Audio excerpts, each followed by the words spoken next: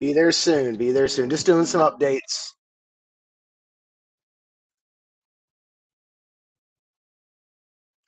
I hope everybody's having a good morning. I know I am.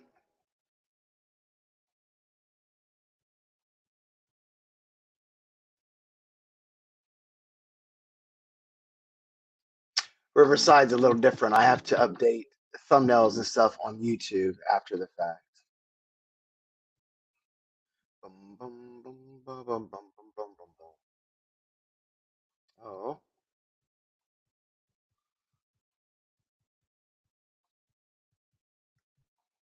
there we go. There we go.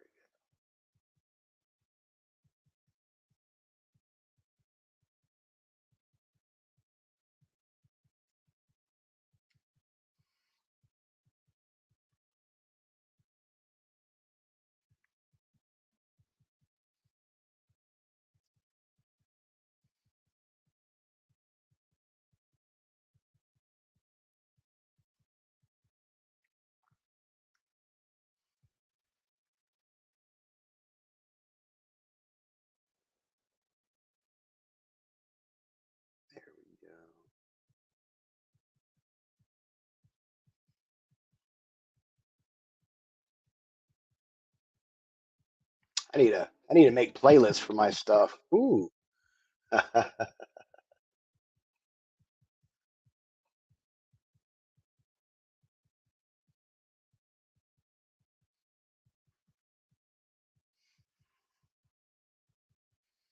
There we go. All right.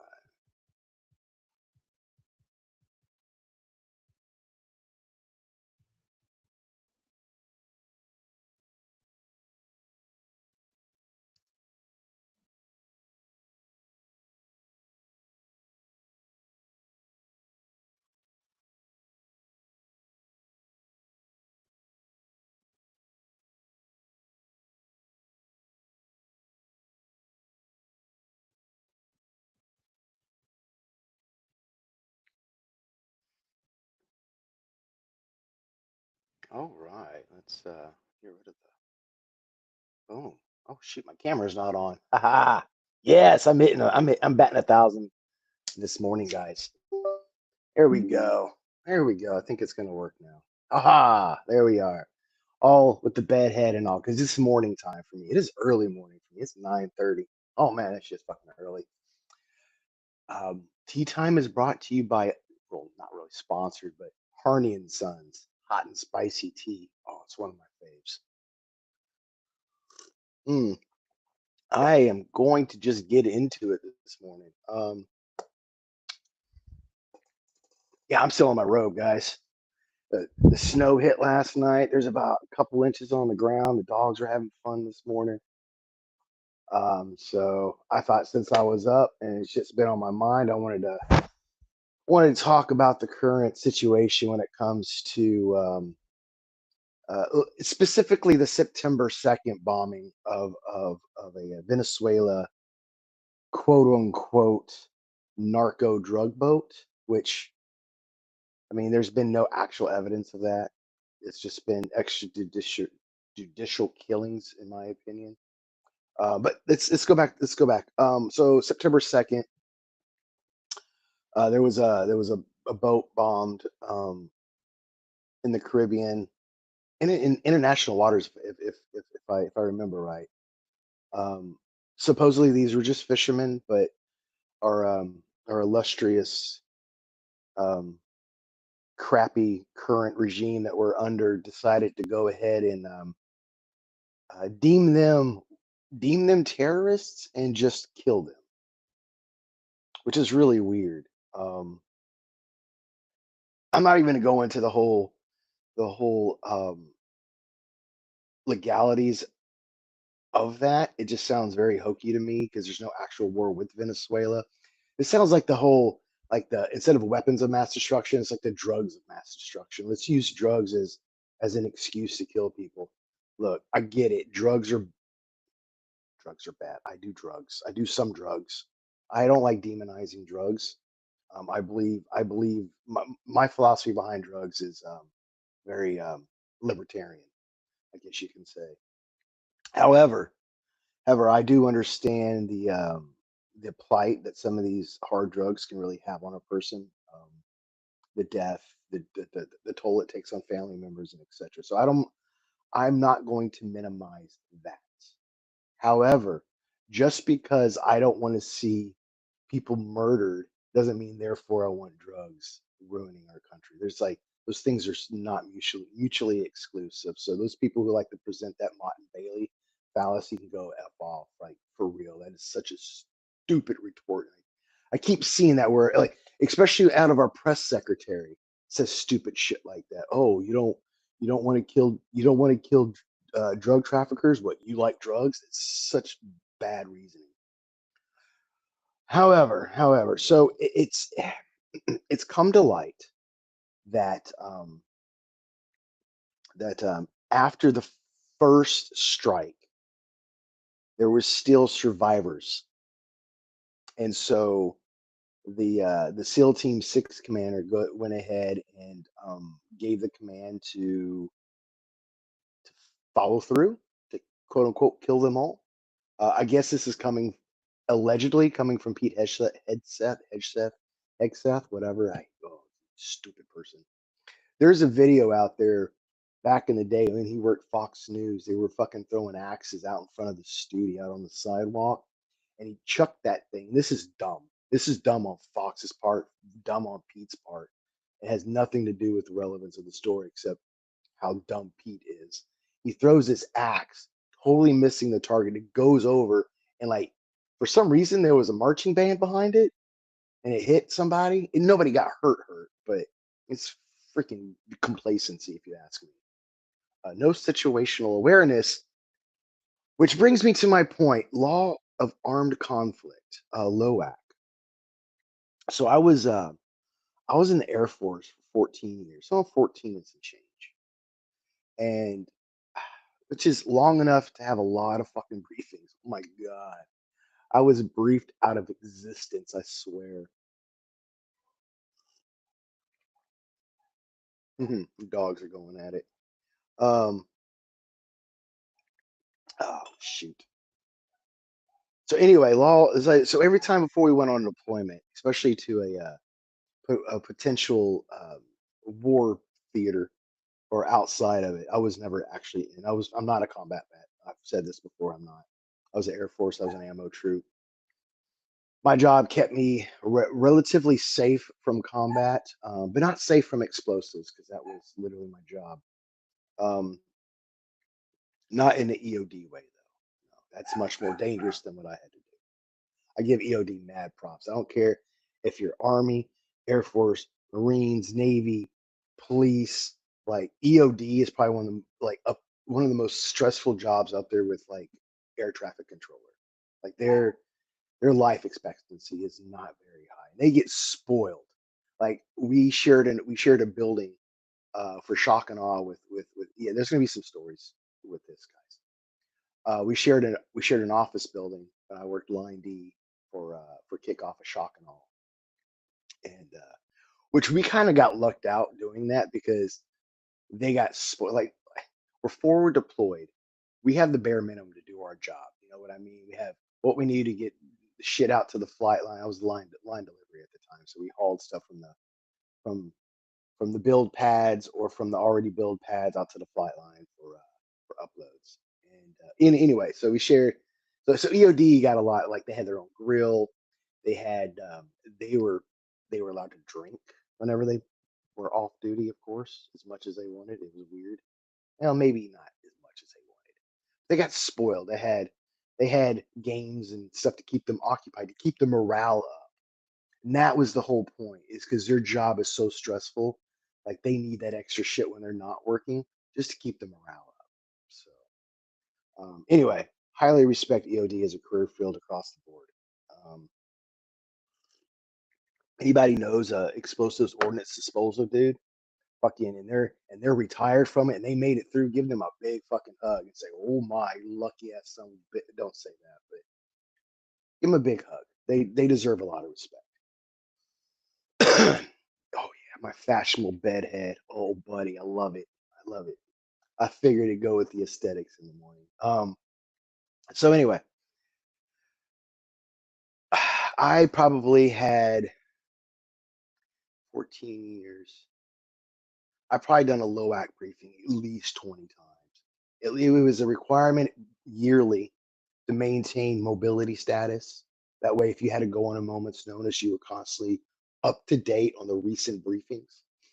But even though, but let's say it wasn't a last minute deployment, it was a scheduled deployment. Well, you'd still have to go do it anyway because we might as well just do it anyway.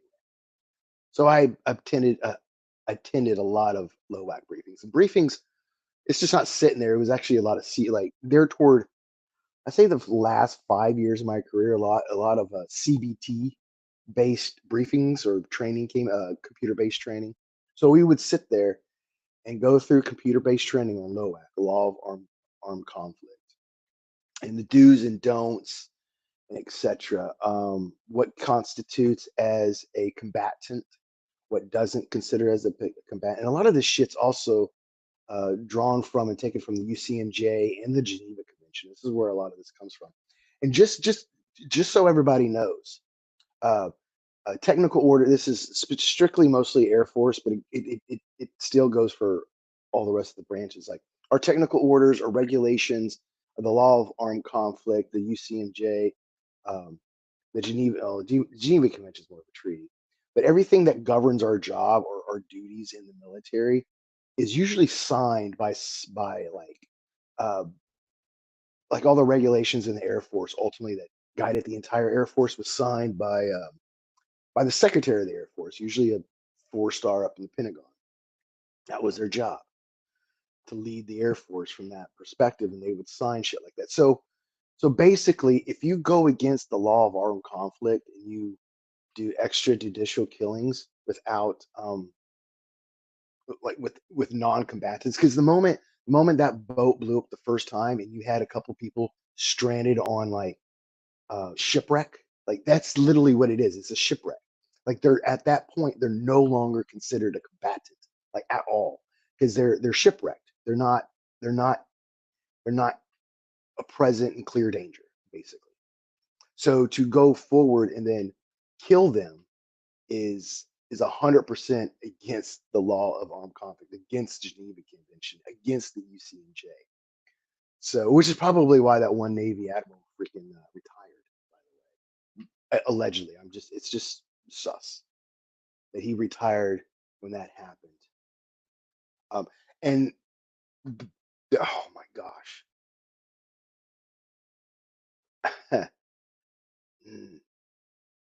I'm so disgusted by this. I'm so disgusted that that we committed a war crime, and there's a section of this country that's like, oh, it's okay. It's not though. It's really, really, really not. It makes us untrustworthy as a country. It makes us untrustworthy to our allies. And again, I think this is all under the guise of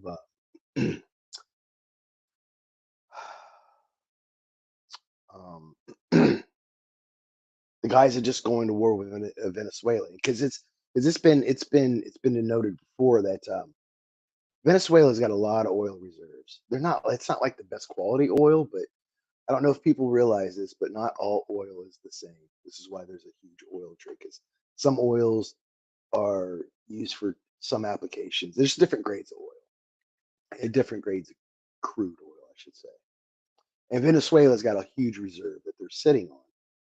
And unfortunately, the U.S. is wanting to go imperialistic over it. And I think that's, again, this is why I'm calling it the drugs of mass destruction. It's a bullshit excuse to go to war with the country. The same shit Bush Jr. did.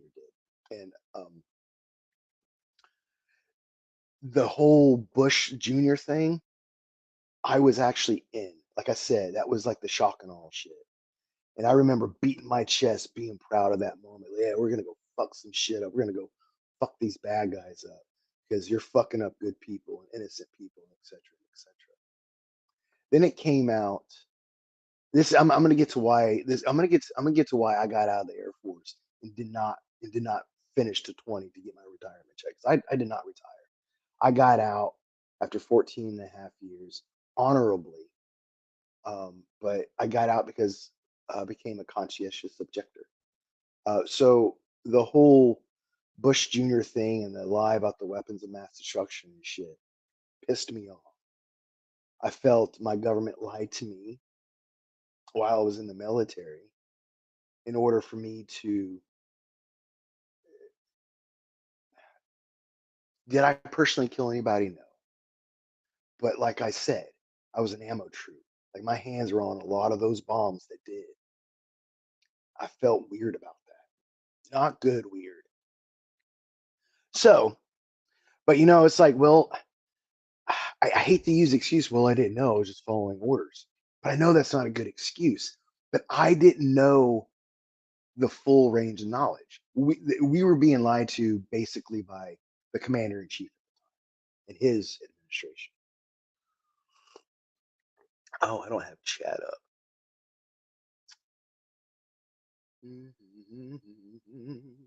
Anyway, just real quick, I'm not gonna ask anybody to subscribe. I'm not gonna ask you to like. I'm not gonna ask you to share. But if you want to, bonus. Um, and on that note, I'm sporadic. This isn't going to be like a consistent thing, like every day or every fucking Monday or every fucking Tuesday. It's based on my mood. If I have anything to jaw about, I I know I'm bouncing all over the place, guys. I do plan on doing a little bit more consistency on Friday evenings. I got something I am working on to do a stream Friday nights, sort of like a current event thing. Not like this, but a little bit more stuff in the headlines, not just military stuff. But I'll get there when I get there. And also talking to another veteran friend, him and I might do something again. We used to do something back in the day. We might revive that. Not the exact same thing, but something like it. Anyway, so so when Mr. Obama came into to office, there was a lot of I got caught up in the hype of hope. I ain't gonna lie. I did. I was very disillusioned, very disillusioned by the about this time was when I was I was changing my mind politically where I stood politically because I was raised conservative. I was raised to vote Republican, et cetera, et cetera. I was and anyway, so I got caught up in the great hype of hope, and I was naive, very naive. I was what was this 2008? Around 2008, yeah. God, how old was I then? I was I was still in my young 30s. Um, yeah. So that's I was still hell. My brain just freaking got done fully developing like only like half a decade before then, right? The way our brains work through stages of our life is weird. Not weird, but the way we retain information and when we start to apply that information and knowledge and wisdom, etc. But anyway, so so Obama came in, and this is when I got pissed. When I got totally pissed off at our government. And I'm getting to a point. Um, he come in and said something like, "We're going to look forward and not look backwards." In other words, basically what he was saying is, we're not going to hold those accountable that should be held accountable for that bullshit. I'm like, wait, what? Whoa, how are you not going to hold war crimes accountable in our own fucking country of our own fucking people? That sickened me. Totally fucking sickened me. I only had like 3 years left at that time, and that moment, those 3 years, I contemplated a lot. Should I reenlist? Should I get out now? Which I couldn't really have gotten out now unless I got myself in trouble. Which, don't get me wrong, would not have been hard for me. I was already a borderline disobedient airman anyway. Um, but sometimes that disobedience actually worked in my favor. And I'll get to a story here. I'm going to tell stories this morning too, like with a couple maybe. So anyway, so he does that nonsense, and I really became disillusioned by the whole fucking thing. I was like, my gosh, we're not going to hold people accountable for this bullshit. And so 2011 popped up and was like, hey, Sergeant Huddleston, you going to reenlist? I'm like, no. And that was I think my ex-wife, well, married at the time, I don't think she liked that. She didn't understand. Her family didn't understand. My supervision didn't understand. They just all wanted me to just suck it up and stay in. It's like I got principles. When like I like it's like when people want you to go against your principles, they're not paying attention to you. They don't really care about your principles or your values as a person. They just want you to comply, be obedient, be a good little boy. Again, that's not me. So, um, I so and that was also the time that the Tea Party movement started too. And guess who really inflamed the Tea Party at that time? It was that whole Obama birtherism bullshit. You know who started that? Donald Trump. So he even had a hand in like um, I call that proto-fascism at that moment, the Tea Party. Um, maybe maybe not. Maybe it was maybe in between a proto-fascism and fascism. I don't know. But what they are now is definitely a fascist movement. I was calling that shit out in 2016, and I wasn't calling out the MAG movement as a fascist movement because it was the in thing to do. In 2016, a lot of people weren't saying it. The few that were usually had an idea of what fascism was. My definition of fascism is is pretty complex, and it's not totally my definition. I adopt it from Umberto Eco, Umberto Umberto, last name Eco. He grew up under the Mussolini fascist regime in Italy during that time, and he wrote an essay in the 80s about it. And lengthy. I don't know. It's not lengthy. I guess audiobook's about 30 minutes. I've read it a couple times. It's about a good 30, 40-minute read just to get a good grasp on it. If you ever read it for the first time, have a dictionary handy. It helps clarify some points. Um, Understanding a little bit of theory helps as well, but not necessary. Anyway, he outlines a 14-point system or a 14-point criteria of fascism. Um, and in 2016, I wouldn't say they hit all 14, but now they do. Oh man, I'd say in 2016 they probably hit about 10 of them. But I'm not here to talk about that. Maybe one of these days I might bring that essay up and do a little talk on that. I didn't really prepare any like visual aids this morning. My tea time, I don't really want to do that. Oh, I will say this: the Uncorked the other Sunday. That's not something I'm going to do a lot. Getting drunk on here. That night I was feeling froggy. I was in a good place, and I wanted to address something that I felt needed to be addressed. But don't get used to me being drunk up here, or even really stoned and that shit either, because I want to make sure I maintain some sort of semblance of sequential order when I talk, even though I'm still bouncing all over the fucking place. But so that was not good, Josh. So oh, where was I? Where was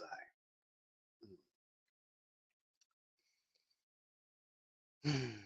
Oh yeah, so I got out because I got out under the Obama administration, and let's put it like this: I wasn't a Democrat very long. I was probably a registered Democrat for like one election cycle, and then after a while, I kind of. Anyway, I'm not going to go down my political leanings. Maybe one day I'll talk more about my left leaning shit, but right now I want to focus on what's going on. So I became um, um, conscientious objector and got out in 2011.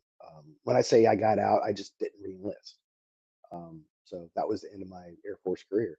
I got out, and then that was that for that. So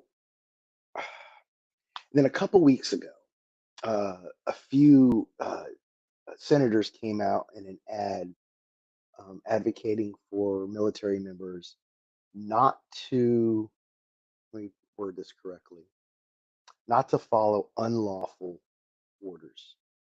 And that's in the UCMJ. That's paraphrasing, not verbatim, but it is in the UCMJ Unicode, UCMJ, the Unified or the Unified or something coded military justice. Why am I fucking that acronym up? Anyway, yes, I fucked some of these acronyms. I got so many rattling around in my head, but most of them are freaking ammo related. But so a couple of weeks ago, like six senators came out saying, "Hey, military members, don't don't don't break the law," basically. And at this time, we really didn't know that there was that second bombing on that one boat happened. So it was kind of sus after the fact when that came out, and Pete Hegseth got really fucking triggered about that to the point where he wants to make up a straw man. Actually, the entire administration did make up a straw man saying what they were saying was to tell military people to be insubordinate. Now, that was not the message at all. The message was a just and lawful message according to the UCMJ. So, um, I guess they wanted to target Mark Kelly specifically because they wanted to quote unquote bring him back. Because here's the thing: can the Pentagon bring people back from retirement? Yes, for officers they can. At a time of war, there has to be some consent on the members' side as well, and it's got to be for like legit reasons. This isn't a legit reason. Even JAG advocates, you can see JAG is like military judicial system. So and then you have other legal experts that are saying what those senators said was completely okay. However, unfortunately, we have people in charge that like to ignore facts and reality and make shit up as they go along in order to cover their ass. Which is something right now that they're both doing. Trump and Hegseth, they're like throwing the military members, like the class six. Those who know who class six is, you know why I fucked that up. But SEAL Team Six, like that commander's fucked. But see, they want to allegedly they want to throw all these people under the bus. Trump's the commander in chief. Pete Hegseth is like the Department of Defense secretary. I'm not saying the other one because that's stupid. Um, the other what they changed the department to. Well, Department of War Crimes. That's fine. I'll say that. And here you have two people in leadership that came out beating their fucking chest on these fucking bombings, bragging about them, now realizing what they did allegedly is a freaking crime. And they're like, oh, well, we didn't give that order. We didn't say kill them all. Come on. Come on. So here we are again. The USA making up bullshit. Oh, man. I didn't check my camera battery this morning. This is definitely fucking morning time for me.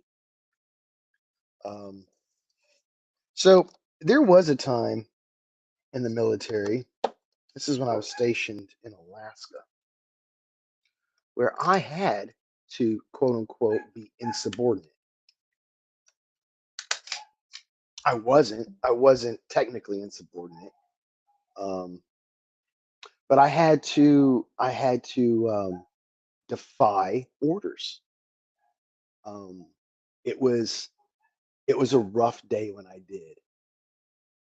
Um, one because my supervision kind of let me down. I'll explain the situation. We were doing a joint exercise with another country at that time. I'm not going to go into specific details because OPSEC, COMSEC shit. But we're doing a joint exercise with a allied country at that time, and it involved them training on one of our airframes. And because it was our airframes, it took our munitions. It's just the way it works. There's some crossover there, I think, but so they were getting live munitions. It was live drops. It was training, but it was live drops. And what goes right, and I'm going to bring up a word, a sortie. A sortie is a planned flight.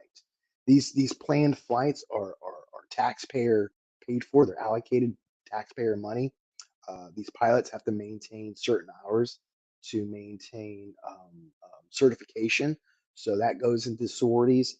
Um, all the planning and training that everybody does to go into these, like those ally guys are there to do training, loading munitions, and all that shit. And that training, there's so many hands involved on getting these jets off the ground that if a wrench gets thrown in there, it's not cool.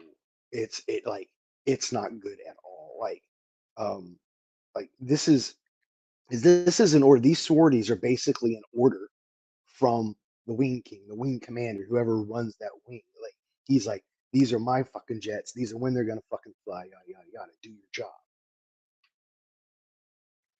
So I'm I was working munitions control at the time, and the way ammo is set up, munition systems technician is there's you got a bomb dump because you got different parts in ammo that makes the whole ammo mission go. You got PGM, which is like precision guided munitions or missiles.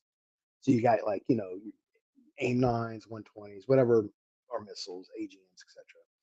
Then you have your conventional maintenance. You got your bombs, so your dumb bombs or smart bombs, the JDAMs, but conventional munitions takes JPs or GPs, general purpose bombs. And then you got line D. Oh, actually, you got storage and inspection. Some bomb dumps they're together, some bomb dumps they're apart depending on the size of the bomb dump and the mission. Um, they storage will store and deliver munitions either into the storage structures or to the bomb pad, or if they need to deliver missiles and caskets to the missile shop or PGM. Anyway, so they do that, and the line delivery after stuff is built and put on trailers from PGM and conventional, then that stuff will either get pre-positioned on a pad or it gets taken out to the flight line for loading.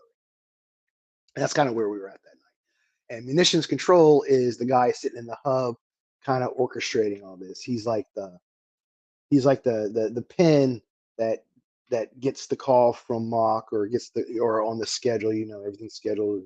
This has to go out this time. These are the trailers that are picked out. Yada yada yada. I call line D, go grab this trailer, take it there, blah blah blah. And that's what happened that night. I always worked mid, so this was probably like fucking midnight, 1 o'clock in the morning. It's been so long. This was when I was in Alaska. So this was between 99 and 2001. I was only an E4. I had 3 stripes. I wasn't an NCO yet. I was a senior airman. I was the highest ranking quote unquote airman rank class. So not a whole lot of authority with those 3 stripes at all. Not my authority. So what happened was Line D gets out there with munitions. Again, they're live, and even if they weren't live, I still would have made the same fucking choice. The country in which we were, the country or allies that we were training with, happened to be out there when Line D got out there. They were out there in their 6-pack truck. A 6-pack truck is like a pickup truck, extended cab, fits 6 people. Let's just call it a 6-pack truck or a truck with extended cab. Anyway, so I'll say 6-pack. That's what I mean. However, they had 6-packs beer. They were drinking out there on the flight line, and Line D hollers like, "I don't think I can give them these munitions." And we can't have conversations on the radio because it's just bad. So I was like, do you have access to a landline? I'm not going to go into details. Of course, it's just calling me on the office phone. They call me, they give me heads up. They're out there, they're drinking, the allies. And I'm like, oh crap. So here's the thing. I didn't use my authority. I used the authority of regulations, 91-201. Like you don't do that. You don't mix alcohol and explosives. Maybe in that country they did, but not in the US. That's not what we do. So I made a judgment call. I told them not to give them their munitions, and it shut down that sortie. And I left a very detailed message. So basically, I I took it upon myself to cancel a training sortie. Like I said, that is that was like I said, I had a very bad day after that. I got done after I made that call.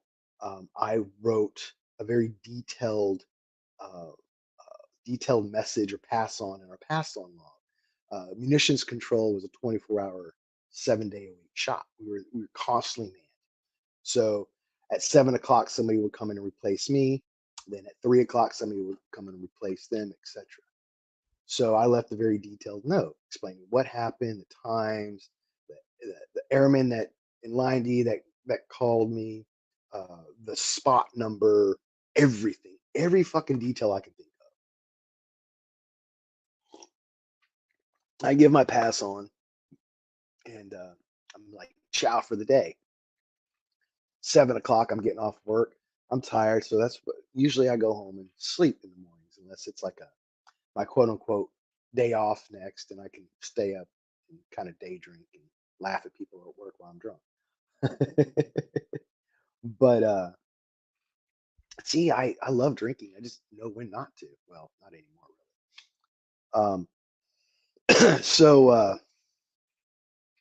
I go home and I'm probably an hour or two into it, and I get a call.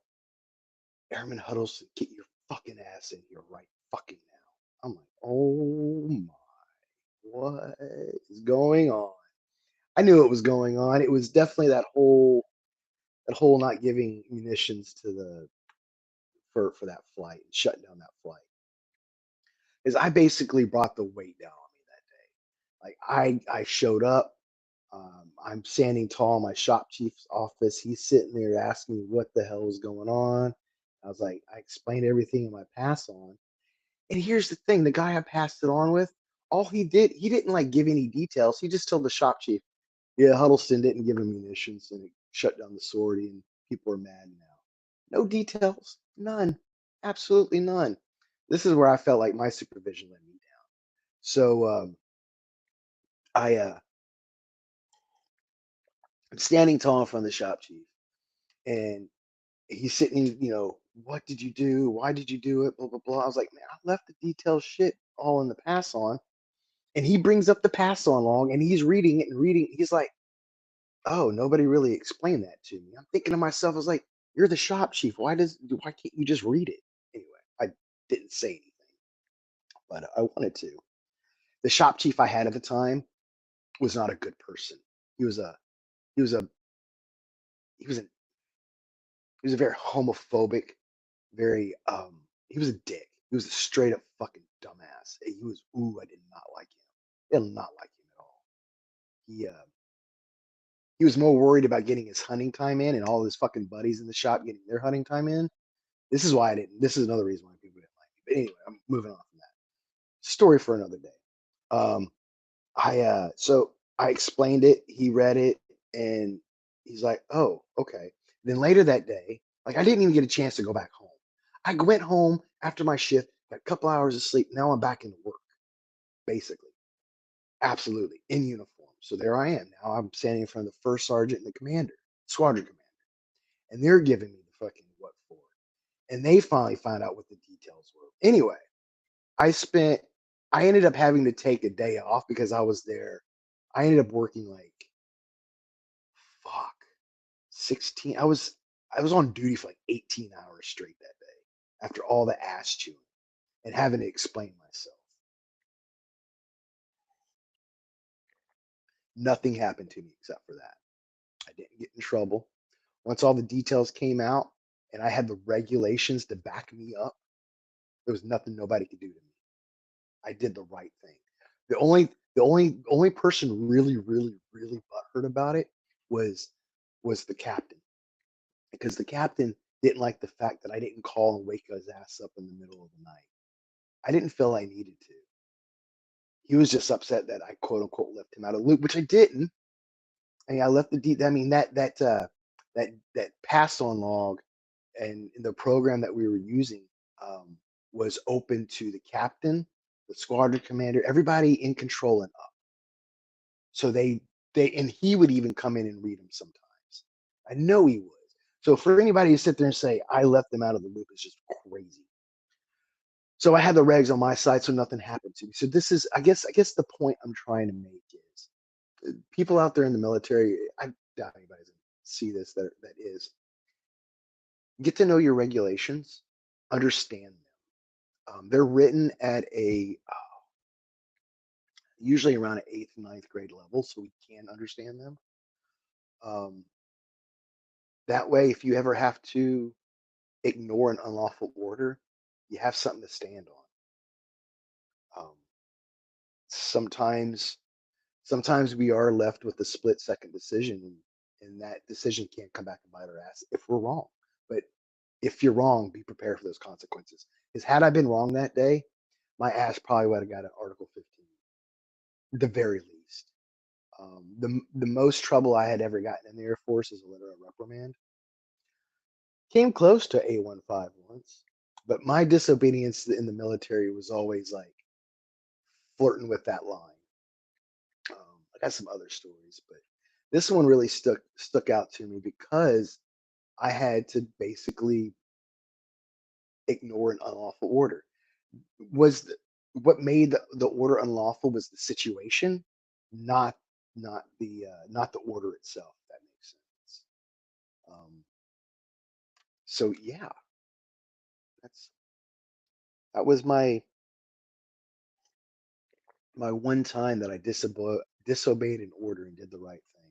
Well, besides basic training, that was so fucking petty, and I don't even fucking really count that as insubordination. I just count that as overzealousness on somebody else's behalf. That's just a stupid little story. Which, all right, I'm gonna tell it. It's so stupid.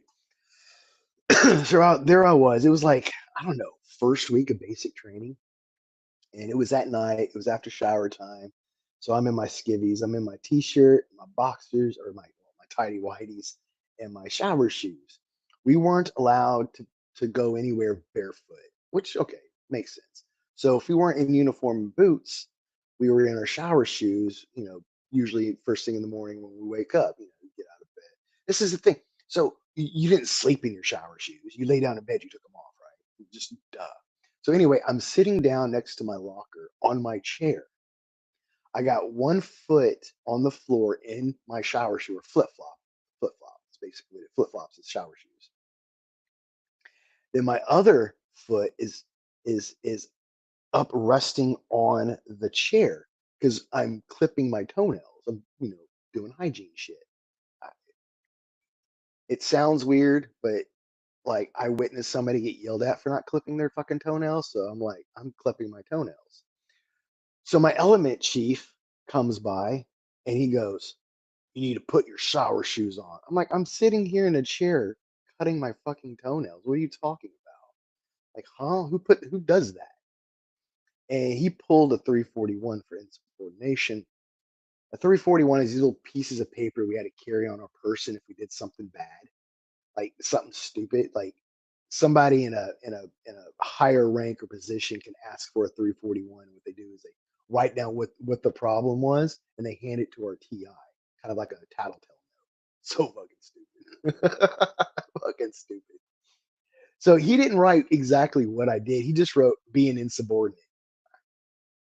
And so there I was, standing tall in front of the TI in his office, in my fucking t-shirt and tidy whities in the morning, and my flip flops, asking me why I was being insubordinate. And I didn't go into detail because he didn't let me talk. I was in no position to talk. His last words, "I see an airman in you. Now get the fuck out of here." So I think on some level he kind of thought it was bullshit too. So whatever. But I think that was the first time I was quote unquote insubordinate in the military. It was a couple other times. There was one time I assaulted a staff sergeant, got away with it. I was a senior airman at the time. This is when I was in Hill Air Force Base before I got stationed in Alaska. So I already had a reputation of being disobedient. Like I made rank slow in the military. I was not a fast burner. Not because I was stupid or anything. It's just because my performance reports weren't the greatest. I don't care. But I knew my job. I fucking knew my job like a motherfucker. I didn't like a lot of the fucking games people in rank would fucking play because they want to just like throw their authority around. I thought it was bullshit. And so anyway, this was my second shop. It was storage. Um, my first day in the shop, it was winter, and I'm a person that doesn't like to be touched. Like, don't walk up to me and just touch me. Um, I'm not saying I'm just gonna like punch somebody right away, but I'm not gonna be happy about it. I don't like doing that. I believe in bodily autonomy and consent and all that, and I don't think we should just. And this is something that I've always had, even like in high school. You don't walk up and just touch a motherfucker.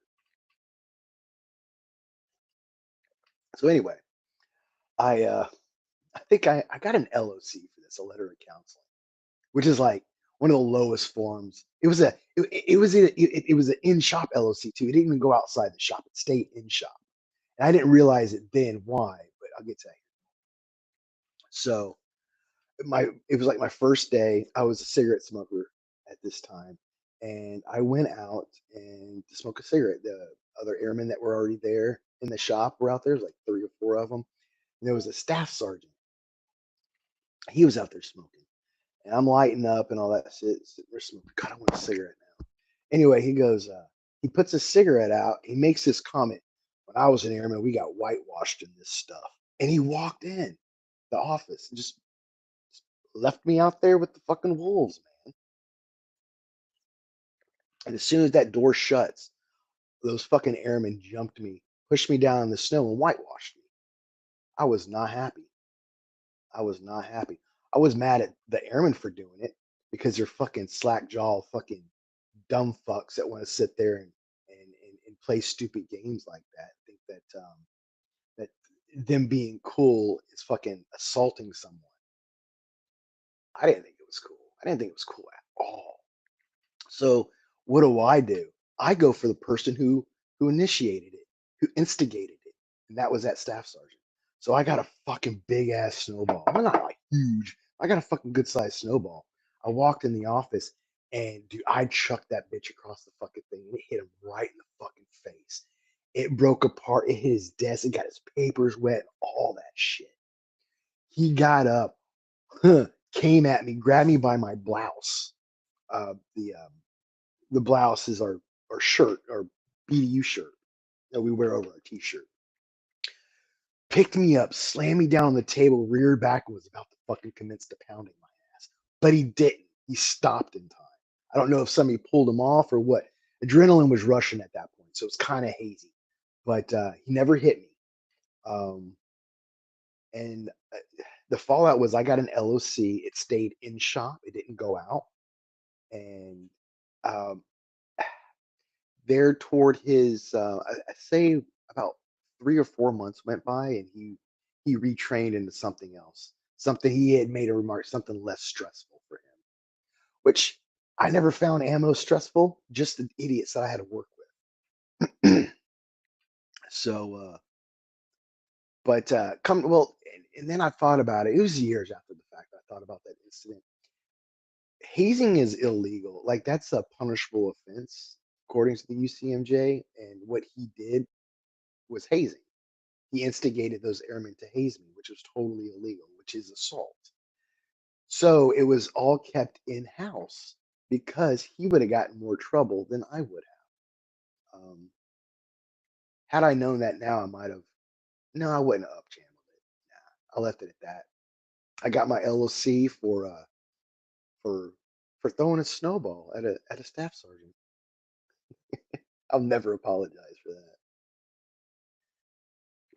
But I had a couple other run-ins with people too. I just didn't back down with bullshit. And to this day, I still don't. Anyway, wow. I hope all that was pretty coherent.